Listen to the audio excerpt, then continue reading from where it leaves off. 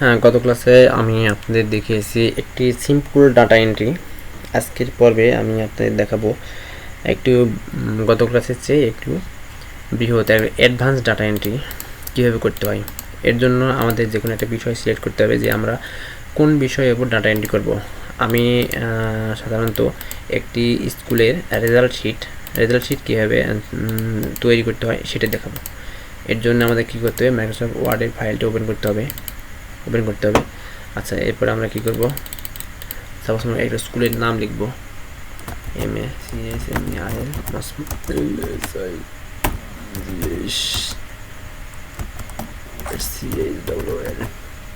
School.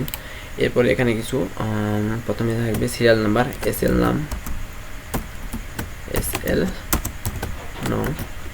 আচ্ছা, এরপরে আমাদের শিটে যাব, আমরা শিটে দেখব কী কী লাগবে। সিরিয়াল নামের পরে স্টুডেন্ট নেম STUDE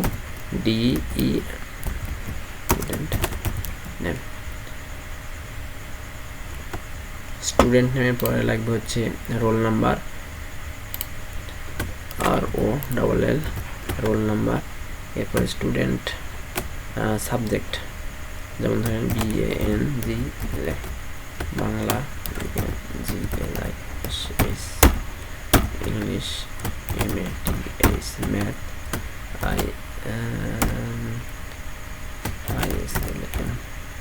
ইসলাম 1 2 3 4 করা প্রয়োজন। তারপরে হচ্ছে SCIEN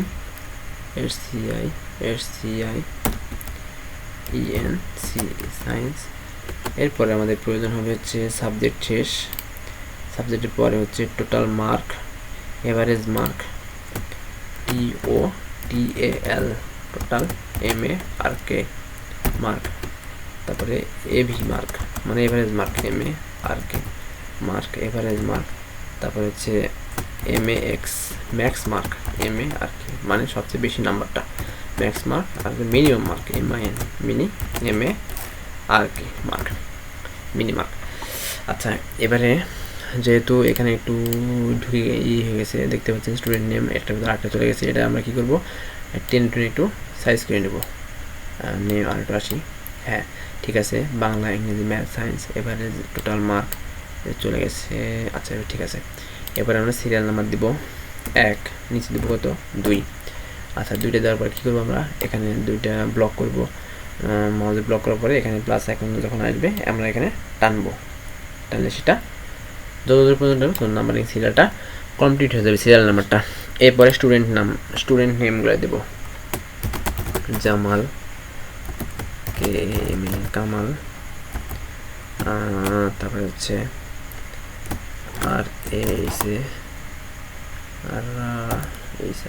রাহিম, রহমান, তারপরে হচ্ছে করিম, কবির। হচ্ছে একটা মহিলাদের নাম লিখি, হচ্ছে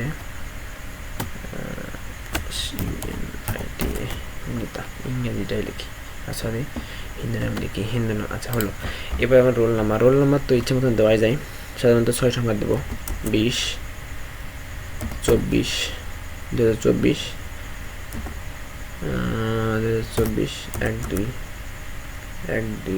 হ্যাঁ 001। এরপরে হচ্ছে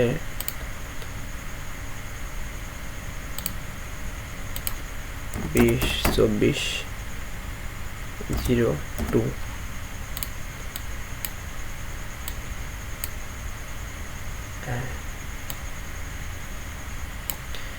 দেখতে পাচ্ছেন 2024 মানে 1 নাম্বার রোল, 2 3 4 5 6 7।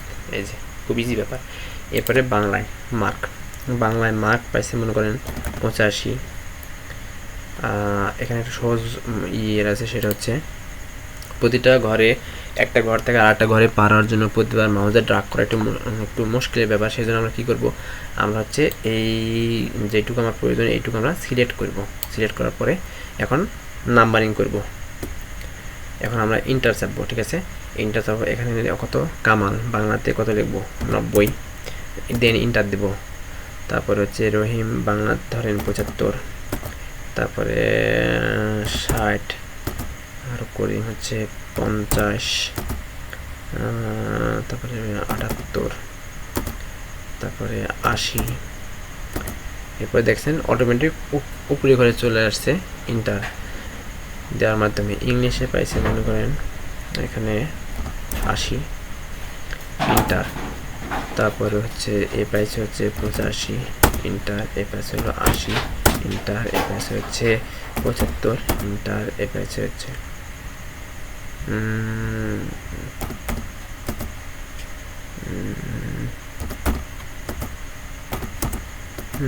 মেতে পাইছে 80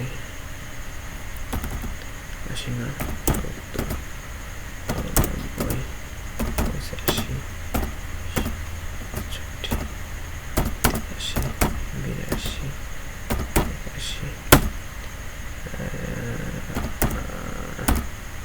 81, 87, 86, 85,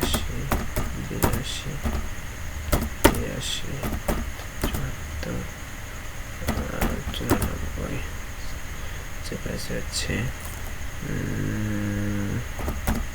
75, তারপরে হচ্ছে 84, 82, 75, 76, 73, 74। এই যে এখন ফিল আপ। আচ্ছা এখানে কী করবো আমরা এখন টোটাল মার্ক। এই যে জামাল সে বাংলাতে কত পাইছে, ইংরেজিতে কত পাইছে, ম্যাথ এর টোটাল মার্ক কত, সেই কাজটা এখন করবো। তাহলে টোটাল বের করার জন্য অবশ্যই আমরা কী ব্যবহার করব, অবশ্যই আমরা আমাদের হচ্ছে যোগের যে সূত্র সেটা ব্যবহার করব। যোগের সূত্র কি, প্রথমে ইকুয়াল, দেন হচ্ছে SUM সাম, এরপরে ফার্স্ট ব্র্যাকেট। এবার কি করব, আমাদের হচ্ছে কলম নাম্বার এবং রো নাম্বারটা সিলেক্ট করব। কিভাবে দেখেন 85 কত নম্বর কলমে আছে, অবশ্যই ডি নাম্বার কলমে আছে, তাই না? ডি নাম্বার কলম, ডি নাম্বার কলমে কত নম্বর রো, 3 নম্বর রো, তাহলে D3, এরপরে কোলন, তারপরে হচ্ছে কত নাম্বার এইচের হচ্ছে 3 নাম্বার, তাহলে এইচের 3, এখন first bracket close, then enter. আচ্ছা এই যে তার টোটাল মার্ক আমরা যদি এখন করতে চাই, এই সবগুলার আমরা যোগ করতে পারবো না, আমরা কি করব, একবারে সবগুলো নিয়ে নেব, আর এখান থেকে প্লাস এখন থেকে চাপ দিব, দেখেন সবার টোটাল মার্ক এখানে চলে আসছে। এরপর আমাদের এভারেজ মার্ক ব্যবহার করে কী করবো, এভারেজ মার্কের যে সূত্রটা, এভারেজ মার্ক ইউজ করার জন্য যে সূত্র সেটা ব্যবহার করব। সেটা ব্যবহার করে জন্য প্রথমে আমরা ইকুয়াল, দেন হচ্ছে সাম, এবারে ফার্স্ট ব্র্যাকেট, এবার হচ্ছে কী লিখবো, এভারেজ, AVE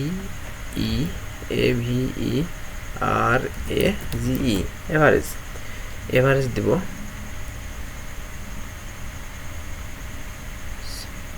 এবারে আমরা দেব কলম নাম্বার, দুঃখিত এটা মানে একটা ভুল হয়েছে। আচ্ছা আমরা একটা শর্টকাট ব্যবহার করি। আচ্ছা কই গেল, এখানে এটা না, এই যে অটো সামনে যাব, আবার কি জানা আসছে, হাই রে কই গেল, ব্যাক স্পেস দিই, হ্যাঁ এখানে অটো সামনে ড্রপ ডাউন বাটন ক্লিক করবো, এবার হচ্ছে এভারেজ বাটন ক্লিক করব। দেখেন এভারেজ, দুঃখিত ওটা ভুলই ছিল। হ্যাঁ এভারেজ নেওয়ার জন্য প্রথমে আমরা একটা ইকুয়াল সাইন দেব, তারপরে এভারেজ লিখবো, তারপরে ফার্স্ট ব্র্যাকেট দেবো, এবারে কলাম নাম্বার এবং রো নাম্বার দেব। আচ্ছা প্রথমে হচ্ছে সি আমরা নিব না, আমরা নিব ডি, সেহেতু আমরা এটা হচ্ছে মুছে দেব, কি নিব,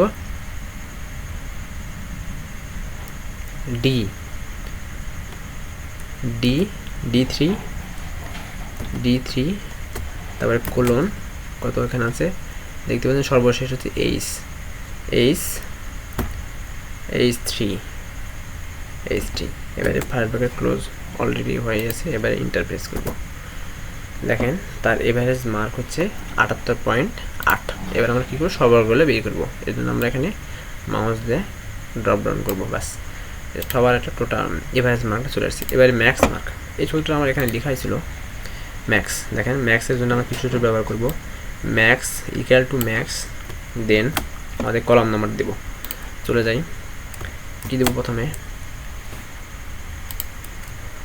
দেব ইকুয়াল, তারপরে লিখবো হলো MAX ম্যাক্স, এবারে ফার্স্ট ব্র্যাকেট দেব। এবারে আমাদের কি করব, কলাম নাম্বার এবং রো নাম্বার দেব। আমরা কোথা থেকে কাজ করছি, যে সায়েন্স এখান থেকে এখানে, তার মানে আমরা প্রথমে এখানে D3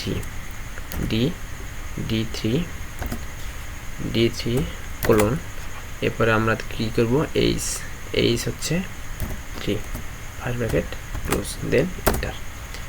দেখেন ম্যাক্স মার্ক, সে সর্বোচ্চ 85 নাম্বার পেয়েছে একটা সাবজেক্টে। আমরা যদি চাই এখন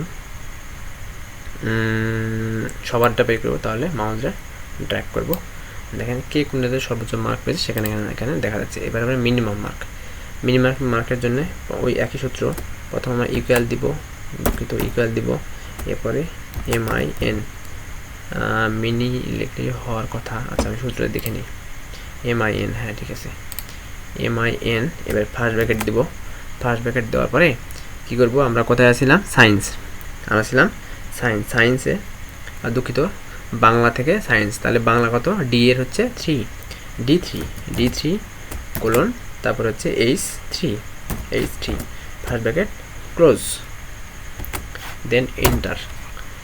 আচ্ছা এবারে আমরা কি করব, এখানে মাউস ড্রপ ডাউন করব, ওকে। তাহলে সবার মার্ক এখানে দেখতে পাচ্ছেন, খুব সহজেই একটা স্কুলের রেজাল্ট, টোটাল মার্ক কত, এভারেজ মার্ক কত, ম্যাক্সিমাম মার্ক কত, মিনিমাম মার্ক কত, খুব সহজেই বের করা সম্ভব হচ্ছে। এটা হচ্ছে মাইক্রোসফট এক্সেলের কাজ। এখন যদি আমার মনে হয় এটা আমি একটু কালারিং করবো, সেটা করতে পারবো। সেটা করার জন্য আমার ধরেন এইটুকু একটা তো টপিকস, আমি এটাতে একটা কালার দিলাম, ধরেন এখানে রেড দিলাম, তাই না।